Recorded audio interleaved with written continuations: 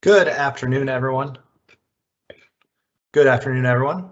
DTE's Clean Vision Plan Open House will begin sharply at 1 p.m. Look forward to getting started soon.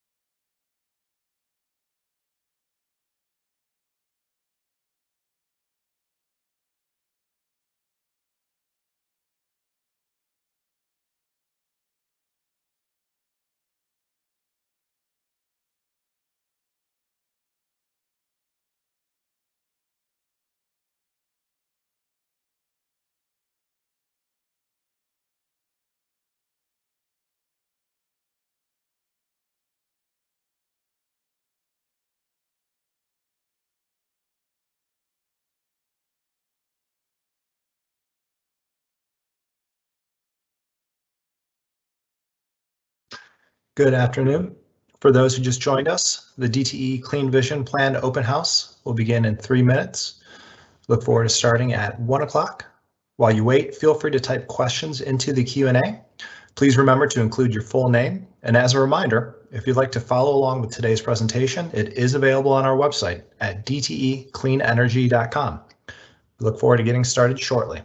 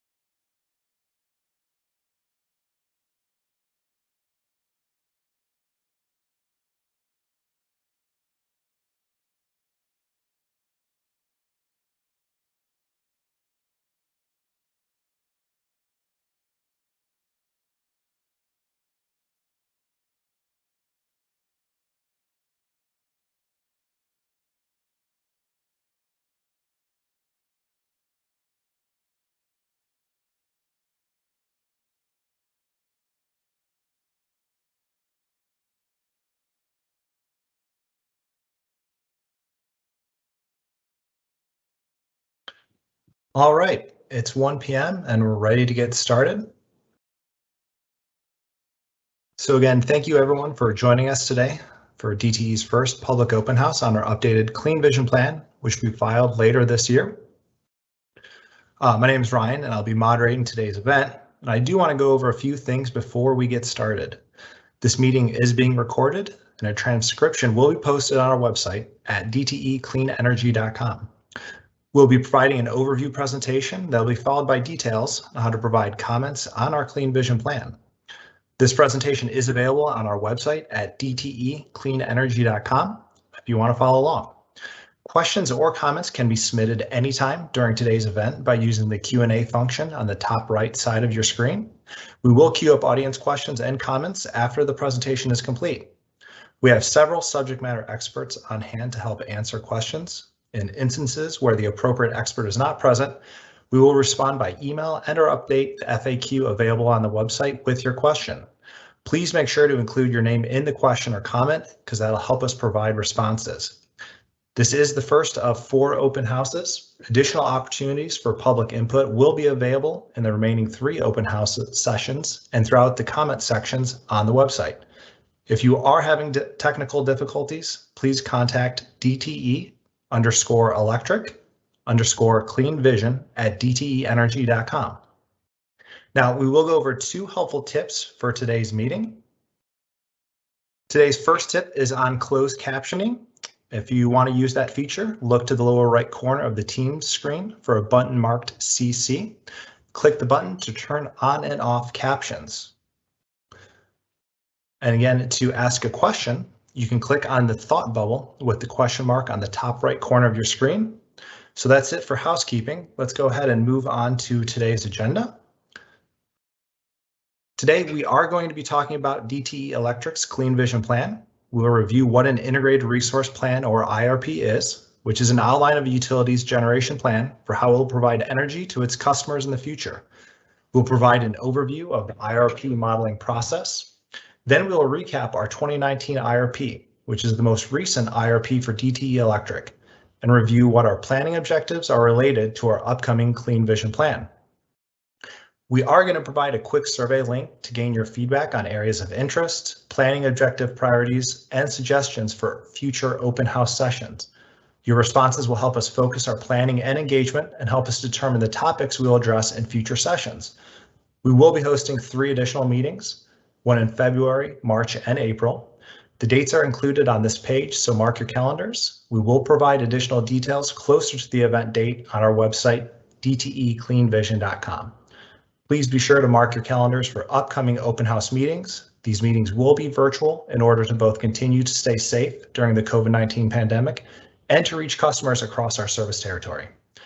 Updates on these meetings, as well as meeting logistics, will be posted again on our website at dtecleanenergy.com. Now, I'm happy to turn it over to Joyce Leslie. She's the Director of Business Planning and Development to talk about DTE Electric's Clean Vision Plan. Joyce, it's all yours.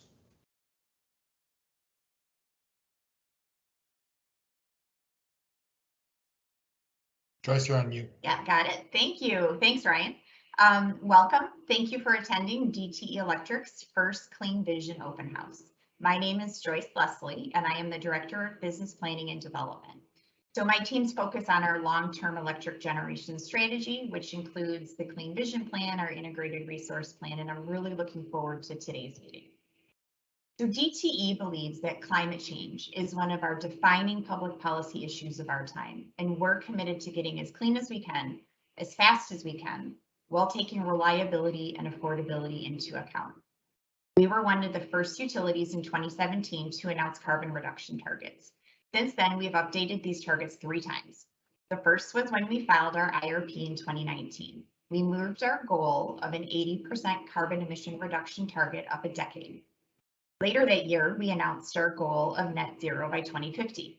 And then recently, just a few months ago, we announced our interim goal of 50% carbon reduction was pulled forward 2 years. So as you can see on page 6, DTE Electric's net zero goal includes reducing carbon emissions 50% by 2028, 80% by 2040, and ultimately reaching net zero by 2050. Our near-term targets are higher than the state's carbon emission goal of 28% by 2025 and consistent with the Paris Accord and the state's net zero goal by 2050. So we have a pretty clear line of sight to our target of 80% reduction by 2040. Our Clean Vision Plan includes expanding renewables and investing in the state-of-the-art natural gas generation while retiring coal plants and promoting energy efficiency and demand response to reduce emissions. We're also upgrading our electric distribution infrastructure to support clean energy now and be ready for emerging technologies in the decades to come. Finally, we're offering our customers affordable ways to go even further through voluntary clean energy programs like My Green Power. While we don't have a fully vetted pathway yet to net zero, we are starting to think about the planning process and what needs to happen to get us there. So things like advancing new and emerging technologies and continuing to prioritize affordability and reliability as we move towards a net zero carbon future, recognizing that transitioning in a reliable and affordable manner should be thoughtful and deliberate. So what is an integrated resource plan? So an IRP, integrated resource plan, you'll hear me use the term, is a regulatory filing that's made to the state of Michigan, more specifically to the Michigan Public Service Commission, or the MPSC. An IRP outlines a utilities generation plan for how it will provide energy to its customers for the next 5, 10, and 15 years. It also describes how the utility intends to meet its customer needs reliability and cost effectively. Because there are so many different ways to meet these needs, an IRP is the most comprehensive process that utilities have to see how much energy efficiency, wind, solar, gas storage, demand response, or other resources are needed, and when they plan to retire their coal plants all in one place. While utilities have been developing IRPs for many years, the Michigan legislation and the MPSC further defined this IRP process and requirements in 2016 and 2017. Recognizing that things change over time, these plans were developed by law to be repeated at least once every 5 years, so that utilities and their stakeholders can see how technology evolves and how customer needs have changed. An IRP focuses primarily on generation resources. Those are those resources to meet customer demand, as opposed to distribution. Distribution moves power through the poles and wires to your house or business. There is a separate plan called the Distribution Grid Plan that's filed with the Michigan Public Service Commission every few years and is strictly focused on the distribution system. As I mentioned, this is separate from the IRP process we're talking about. So let's take a look at how a utility models an IRP on page 8. So IRP modeling is fundamental to long-term generation planning. The modeling is complex. There's a lot that goes into it. We're really forecasting our system and our fleet of resources many years into the future. So I think it's important to provide a high-level overview of what that modeling looks like. So the IRP model considers various combinations of existing resources paired with new alternative resources to determine potential generation paths that meet our customers' needs. So the model is solving an equation. At the top of the page, you can see that equation. So looking at this from left to right, these are the inputs that go into the model. So first, we look at customer needs, both today and how these needs could evolve over time. That is, how do our residential, commercial, and industrial customers' electricity usage change over time? Then the model looks at our existing resources to determine if those resources can meet our customer needs. So this step also includes looking at alternate retirement dates for our coal plants.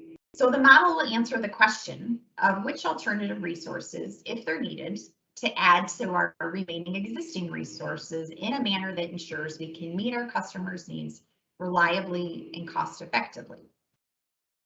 So alternatives could be resources that are commercially available today, things like wind or solar, as well as emerging resources that maybe aren't as cost effective today and not fully ready for deployment today, but could be in 5, 10, or 15 years. So things like certain types of storage technologies or hydrogen or alternate emerging technologies.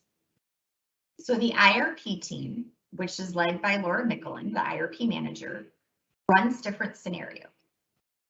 So a scenario is a set of assumptions or parameters. So for example, a scenario could be that there's a regulation that limits carbon emissions, or major shifts, or there could be major shifts in natural gas or coal commodity prices. So after those scenarios are run, the team then can run sensitivities on those scenarios. So a sensitivity changes just one or a small number of inputs in a scenario. So an example of a sensitivity is electrification. So how many of our customers will own electric vehicles? What year will they buy them? And what time of day will they charge them? Another example is the use of lithium-ion batteries. How are the costs for these batteries declining over time? And how does that compare to the cost of other technologies like solar? So moving down the page, the outputs of the model provide an optimal or least cost build plan for all scenarios and sensitivity combinations. And these are compared to each other in terms of cost, reliability, and environmental impact. So this page highlights the complexity of the IRP process. So our Clean Vision plan really needs to safely and reliably meet our customers' needs and must be resilient to possible future risks. Now I'm going to go into a bit more detail on some of the inputs in the model.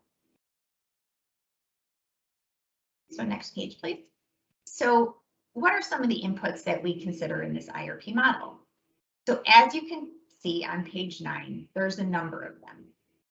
So on the far left, you see energy sales forecast.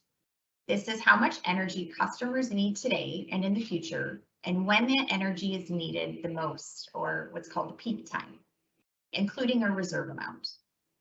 So energy efficiency, or what's sometimes called energy waste reduction, represents ways to permanently lower the amount of energy customers use and need. Energy efficiency is considered a reduction of the sales forecast.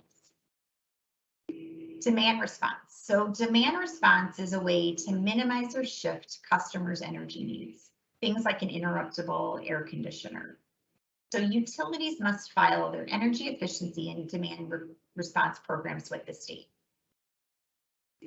Then we move on to existing generation. So the inputs include existing and approved generation. So things like our Bell River and Monroe power plants, our Ludington pump storage facilities, and all of our wind and solar sites. So there's a state mandate to have 15% of sales sourced with renewables by 2021. So this would be included in our existing generation, as well as some voluntary renewables. These are renewables associated with those customers who participate in our voluntary My Green Power program and opt to have some or all of their energy sourced with renewable energy.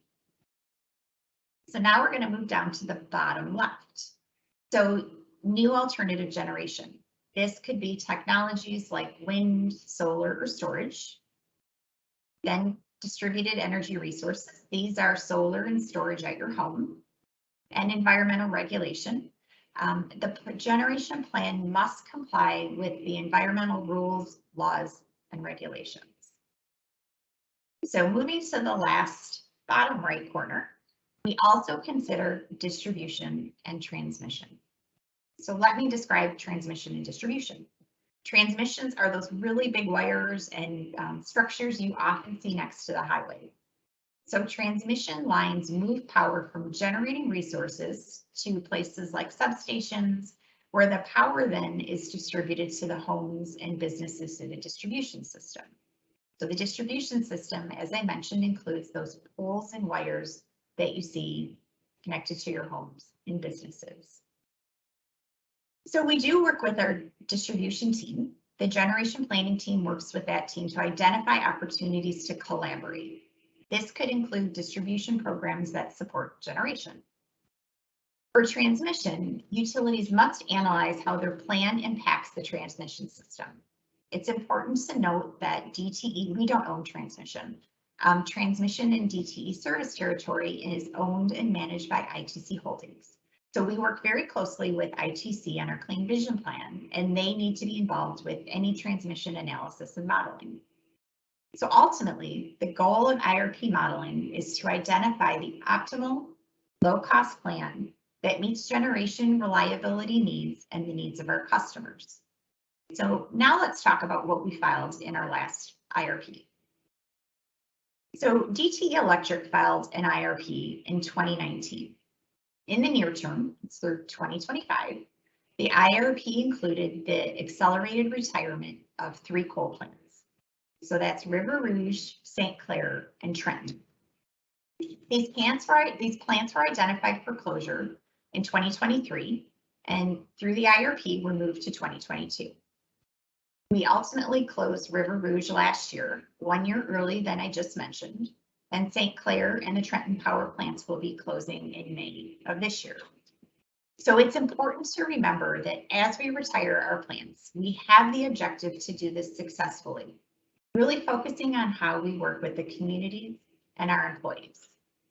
So while there are benefits that may come from the retirement of power plants, there are also impacts to employees, things how we retrain and redeploy to new jobs, and communities transitioning land and potential business presence that cause for us to partner with our stakeholders and manage this process very carefully.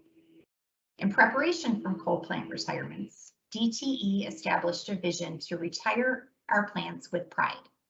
So PRIDE stands for people, respect, integrity, dignity, and engagement. This approach is rooted in the concept that the plants and the employees who operate them every day have been partnering with the communities for nearly 75 years, and the initiative seeks to make sure we have a thoughtful, dignified transition for the power plants, the employees, and their host communities. And we do this through a foundation of collaboration and communication among stakeholders, keeping in mind that some of these plants have been around for decades and played a really important role in both DTE Electric and the state of Michigan's history. We continue to work closely with our community leaders, our government officials, and our local communities to foster development and investment opportunities. So we do this through grants and volunteer efforts. So for example, we worked with the River Rouge community and have put in place mentoring programs at the local high school. We've helped the city with grant writing proposals and planted trees in parks. So the 2019 IRP also included an increase in our renewables, including meeting Michigan's renewable portfolio standard of 15% in 2021. We also included an increase in our voluntary renewable builds to support the My Green Power program. So My Green Power is a voluntary green program that enables customers to attribute up to 100% of their energy use to Michigan-made wind and solar, whether they own, rent in their home or are part of an office. So customer participation in the My Green Power voluntary program has doubled for the 3rd year in a row. Today, we have more than 46,000 residential, 450 small businesses, and 35 industrial customers enrolled in the program. In 2021 alone, the My Green Power subscribers avoided nearly 420,000 tons of carbon emissions, which has the environmental benefit equivalent to taking more than 82,000 cars off the road in 1 year. We've also increased our demand side management programs. So that's a program like energy efficiency or demand response that are designed to encourage customers to modify their energy usage and the pattern of the usage. So the IRP incorporated higher levels of energy efficiency, which was increased through a step change from 1.5% in 2019 to 2% in 2021. That's double the state requirement of 1%. From 2009 through 2020, our energy efficiency programs have saved customers over $5 billion on their bills and also helped reduce emissions. So DTE is recognized as one of the leading energy companies in the nation for cost-effectively achieving high levels of energy efficiency savings, according to the American Council for an Energy Efficient Economy. In 2022, DTE's low-income spend will rank 6th in the nation for total spend on low-income programs when compared to the American Council for Energy Efficiency Economy scorecard results. We also increased our demand response programs Our demand response program is recognized as one of the largest demand response portfolios in terms of peak demand energy saving. So we're on track to meet, have met, or exceeded these near-term actions laid out in our 2019 IRP. Longer term, our plan, which went through 2034, included around a total of 3,500 megawatts of renewables and the closure of the Bella River Power Plant, which was planned for 2030, but was moved to 2028. So although the state requirements are to file an IRP at least every 5 years, which would require us to file an IRP in the fall of 2023, we decided to accelerate our IRP filing to October of this year. So now we'll move to how this plan impacts the makeup of our generation mix and how we're making a measured transition towards cleaner and more diverse energy resources. So what you can see on page 11 is a bar chart that shows our projected cleaner generation mix over time. The bar in the far left side shows our generation mix in 2005. So 2005 is often used as the baseline in the electric industry.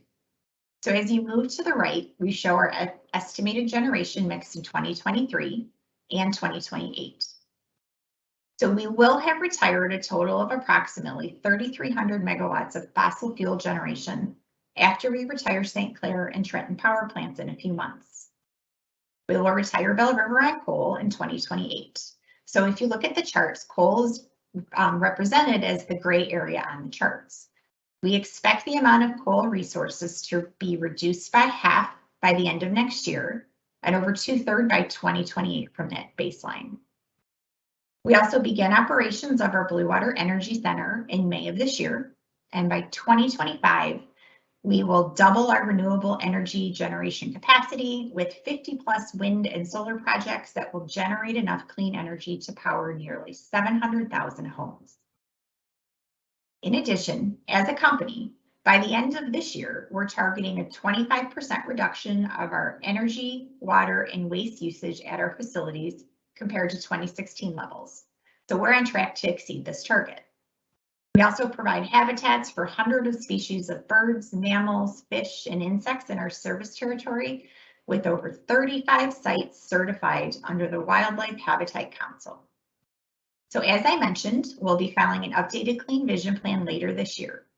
So guiding our decision-making process are some overarching objectives. Earlier this year, we worked collaboratively with our distribution team to determine and identify objectives that could be aligned across both generation and distribution planning. So we identified 5 objectives. These 5 planning objectives will be used to guide our decisions. The objectives are safe, reliable and resilient, affordable, community accessibility and customer accessibility and community focus, and clean. So safe. Safety is our top priority at DTE.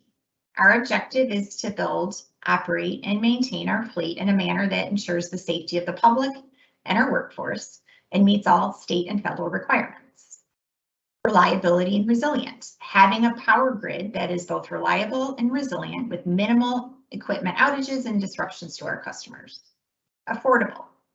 Providing efficient and cost-effective service for our customers, customer accessibility and community focus, providing flexibility energy options to customers and ensuring timely we have two-way communication with customers and stakeholders in all communities. And then lastly is clean, operating our system in an environmentally sustainable manner and achieving net zero carbon emissions, further enabling a decarbonized economy in Michigan. So before I wrap up, I'll do a quick recap. So I provided an overview of the DTE Electric Clean Vision Plan, what an IRP is and the modeling that goes into an IRP, what was included in the 2019 DTE Electric IRP, and I reviewed the planning objectives we will use related to our Clean Vision Plan. So as I mentioned, this is our first open house meeting. We want to hear from all of you to help us design the next 3 open houses. To help with this, we'll be providing a short 5-minute survey which you can see in our Q&A section. We'll make sure to add it there, and a live link included in this presentation. So the short survey will help us determine what topics you want to hear more about, your top priorities related to our planning objectives, and how we can best engage with you in this virtual environment we're in. So the survey questions are, what are the areas of interest relative to the Clean Vision Plan that you would like to hear about? So please select up to 3. We gave you some options, but feel free to write in any topic of interest. What is your top priority from the planning objectives I just talked about? And then do you have any suggestions on the best way to engage with you while we're in this virtual environment? So please, the survey is open now. It will be open until noon tomorrow. Please take a few minutes to complete this before then. So I'd like to remind you that we have 3 additional open houses in the next few months. You can go to the next page, please. The dates are February 22nd, March 22nd, and April 19th. These are all Tuesdays. Details for these upcoming meetings will be provided on the website, dtecleanenergy.com, closer to the event dates. Presentations, recording, and transcripts for all open houses will also be posted on the website. We have an FAQ document where you can find answers to frequently asked questions. This will be updated periodically as we receive questions from you. Feel free to email us your thoughts, comments, and questions at any time at DTE_electric_cleanvision@dteenergy.com. Please complete the survey questions. We appreciate your feedback. So thank you again for your time and attention today. Now I'm going to hand it over to Ryan, who's going to start the Q&A. Awesome. Thank you very much. That was a great presentation on the IRP, Joyce. Now, as we dive into the Q&A portion, do want to remind everyone that all of your questions are important to us. We'll do our best to get through as many as we can before we wrap up today. And while you wait, please read the Q&A. And if you have a question that isn't already there, now is a great time to type it in. And please remember again to include your full name. As we look at questions, as the queue is populating, I do want to acknowledge a question or two that did come in. One from Randy Moss that we saw, specifically around building owners and their ability to better participate in reduced energy use. And we'll be providing any reporting to tenants or any aggregate energy use for multi-tenant buildings. Again, Randy, that was a fantastic question. We'll be working with our EWR team to follow up directly with you to get an answer to that question. And of course, we'll be populating it on the website. And as we get to the first question, it's on the IRP modeling itself, and I'll read it out for the group. Will the IRP modeling consider the impact of growing capacity of distributed generation or distribution generation? Will the growing rooftop solar capacity, including residential and commercial, be addressed as resource additions? Assuming the 1% cap is removed or lifted, could DTE model the impact of massive DG adoption, where grid upgrades are needed, and how best to phase in investment in system improvements to ensure efficiency and cost effectiveness? I believe Laura will be turning that question over to you. Okay, yes, thanks, Ryan. Can you hear me okay?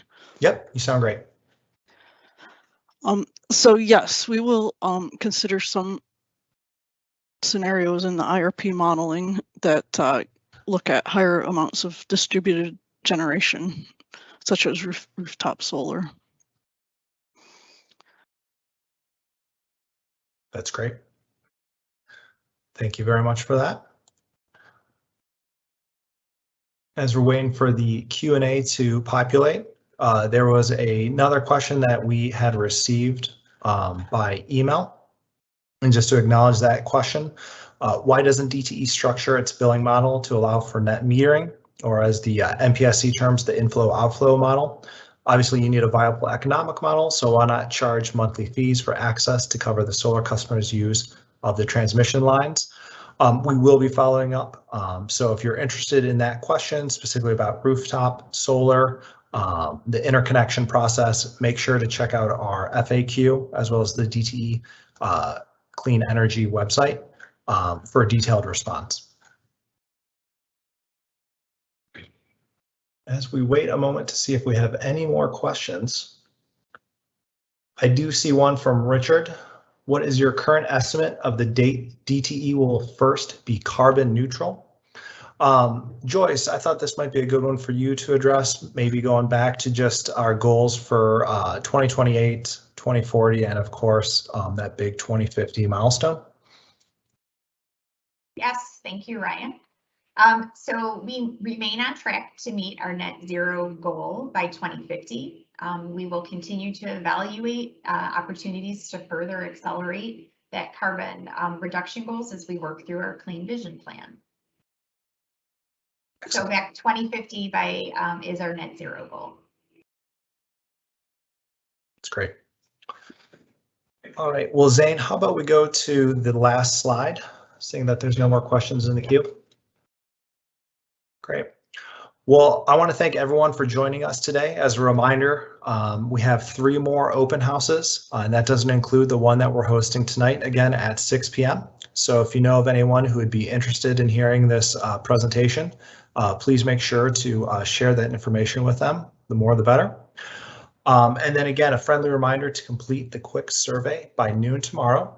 You can find additional information, including a copy of this presentation at dtecleanenergy.com. We will be posting this recording and transcript on our website in the coming days.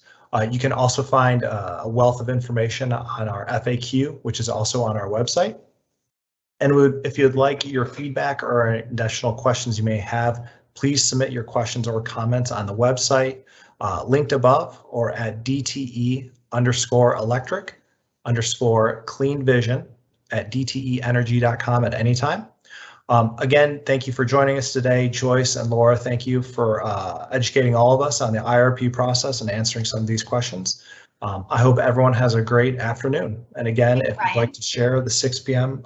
Event, we'd love to have others join us. Ryan, we did get a couple questions in that we can work through. Oh, okay. And I think the first one is probably for Laura. Great. Yep, Laura, could you briefly describe the key scenarios and sensitivity analysis DTE is considering to model for the IRP? Sure, Ryan. So we are currently considering 4 different scenarios. The first is called a reference case, which is kind of the latest thinking of DTE about the current markets and what we see in the industry. The second case, the second scenario, is a required scenario, and that's part of the Michigan Public Service Commission's required scenarios. There's actually 3 in this category, and they are a business as usual, an emerging tech, and an environmental policy. Three scenarios here. And then we're also looking at building a high electrification scenario, and this is where we would have higher levels of electric vehicles coming on in the next 20 years, as well as taking a look at converting some building heat over from current forced gas heating over to electricity heating. And then there's going to be one last one that we're still working out, and we're going to be participating with a few of our technical stakeholders to develop the 4th main scenario. And then the sensitivity analysis, there we look at things like what happens if gas prices increase, what happens if there's a CO2 tax or a CO2 adder put onto the technologies. And then we also flex some of the capital cost assumptions associated with some of the emerging technologies like wind, solar, storage. So what if those costs drop quicker than some of the forecasts? So those are the main sensitivities that we're going to apply to the 4 main scenarios that I had described. That's great. Thank you so much, Laura. And I believe this next question will probably be for you, and I'll go ahead and read it for the benefit of everyone on. It sounds like energy efficiency will be treated as a fixed item that reduces demand. Then the IRP models supply resources to meet that demand. Is that true? And if so, will you model the potential impacts of amounts of energy efficiency larger than the selected 2% to see what the impacts might be on overall cost and emissions?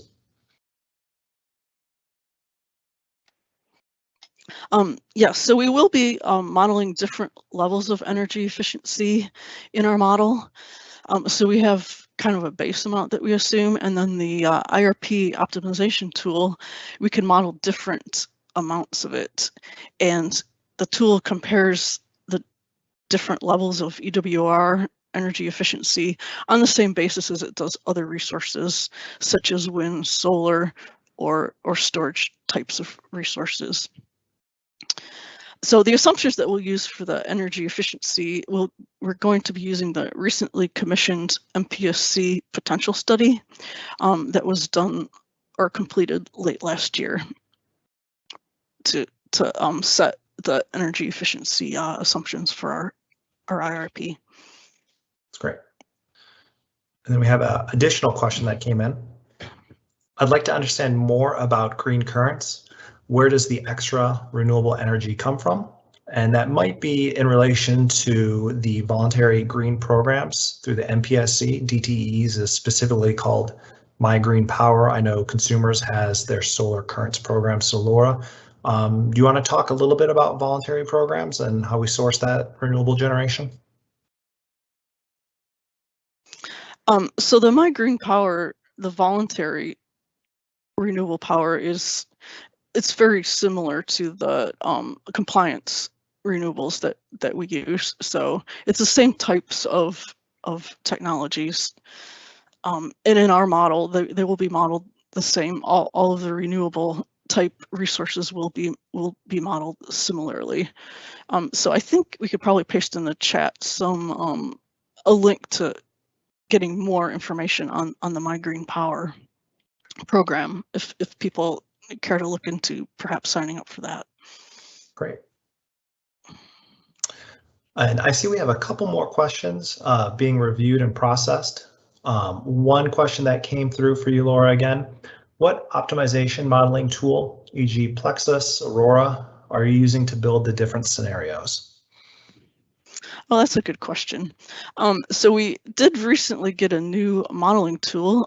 We bought it last year, and it's called Encompass, and it is the software company is Anchor Power. So we went through a big process last year to evaluate 4 modeling tools, and we did look at Plexus, which was mentioned. We also looked at Aurora, and we looked at an ABB tool called Capacity Expansion. And in addition, we held a collaborative with a lot of our stakeholders and members of the MPSC staff, because there's a lot of considerations that go into choosing a modeling tool.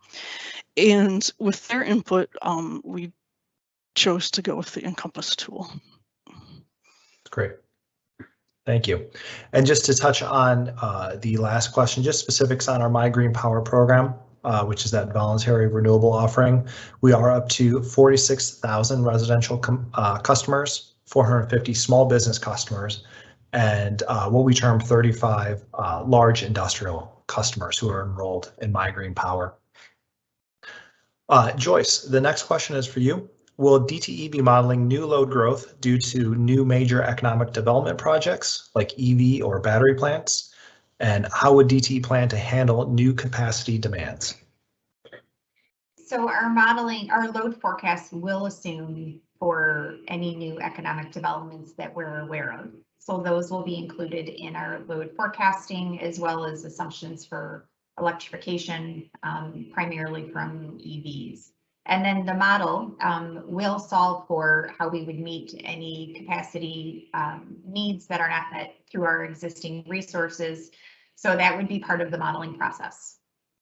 That's great. And Joyce, I actually see another question that was submitted that's under review, but I think we can just address it quickly. And this is a great question. I think it's helpful for a lot of people who are new to the IRP process or just interested in this is, can you describe just what net zero kind of actually means and how the term net zero applies to our long-term generation and what it means to DTE?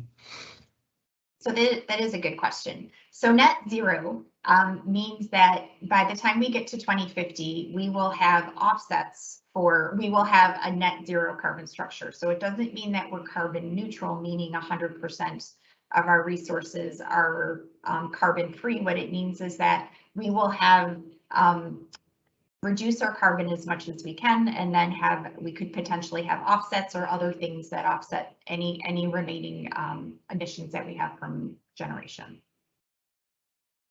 Great, thank you very much. We had one question on affordability. Since affordability is a key construct, why are current and future price forecasts for the various class of customers not included in this presentation? All in costs, including PSCR for the respective average usage for class. Joyce and Laura, I don't know if that is a question for one of you or if we want to address that by email. Yeah, I think that would be, that's a good question. It is, affordability is definitely a key construct for us, but I think we'll want to make sure that we have an SME to answer that question.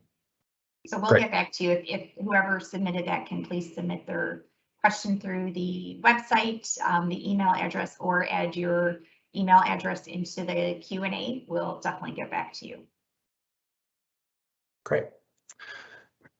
Have two questions somewhat related on wind and solar. The first is, what is the forecasted life cycle for wind and solar assets? What is industry showing?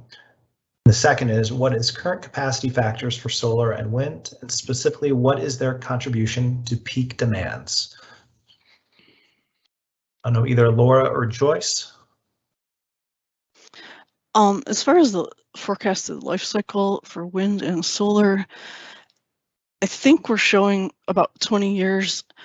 I would have to double check that. I don't recall off the top of my head, so maybe we can get the person's email and respond to them. Or actually, I think this would be a good one for our FAQ that we're building. Yep, definitely agree. We'll, for the individual that submitted those, feel free to email those to us directly, and I agree with Laura. We'll make sure to get them added to our website as well. And then as far as the capacity factor question goes for solar, again, I would have to look it up to be 100% sure, but I think we're around 23.7% for solar capacity factor. And the wind, and that's of course in Michigan, with the weather we have year round. For the wind, that one is highly locational specific, so I can't really give a generic capacity factor for wind. But in our model, we do look at the different wind sites potential that we model. So we would get the weather data that would inform the wind capacity factor. Excellent. So in our current fleet, we have capacity factors ranging quite a wide range. I think it ranges all the way from like 30% up to 45%. And then there's a question about peak demands for the wind and solar, and that's quite a sensitive variable that we do highly consider in our modeling. So as you install more solar, especially, the contribution to peak will decline. So we are doing some modeling to determine that input with some precision, and we're following a similar approach to what MISO uses. So MISO is the Mid-Continent Independent System Operator. So they do some modeling, and we are doing some similar resource adequacy type modeling to set that contribution to peak that this question is referring to. So again, I don't have the specifics for this one, but I think down the road we can add this one to our FAQ that will be available on the website. Great, thank you very much. There's one question that was submitted that we'll make sure to follow up with by email, but also post to the FAQ. And the question is, will DTE model the likelihood of significant load increase due to having more large industrial customers because of the recently approved low rate for energy intensive customers? And what will be the impact to ratepayers? So again, very good question. We'll make sure to follow up to your question by email, and we'll also post it to the FAQ. Another great question, I think that was just published. Laura, back to you. Will there be more opportunities to discuss modeling inputs and assumptions in future workshops?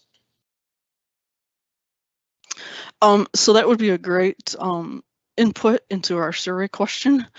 Specifically, what inputs are you interested in? So we can gear these workshops to be, interesting to all participants. Yeah, I think that'd be a great question too. If you want to expand on that, feel free to email us again at DTE_electric_cleanvision@dteenergy.com. And we'll hold for a minute. We don't see any additional new submitted questions. If you do have a question, feel free to submit it. Ryan, there is one from John Davis that says, will energy efficiency programs, measures, etc. be discussed during future open houses, or will that be more of a focus for an EWR collaborative? John, if this is similar to last question, please fill out the survey. We can, if you put this in there, we'll collect all the responses, and we may have an opportunity to discuss this at a future open house. Great. Well, these were some excellent questions. Again, thank you everyone for your submission. Just some basic info. Today's recording transcripts will all be posted on our website in the coming days. We will be updating our website regularly. And again, that survey tool is very important. We do want to build these future open houses around your feedback, your questions, your interests. And if you want to reach out to this team, again, we have our email address listed again, DTE_electric_cleanvision@dteenergy.com. Thank you again for your participation, and we look forward to continuing this dialogue in the months ahead. Have a great day. Thank you.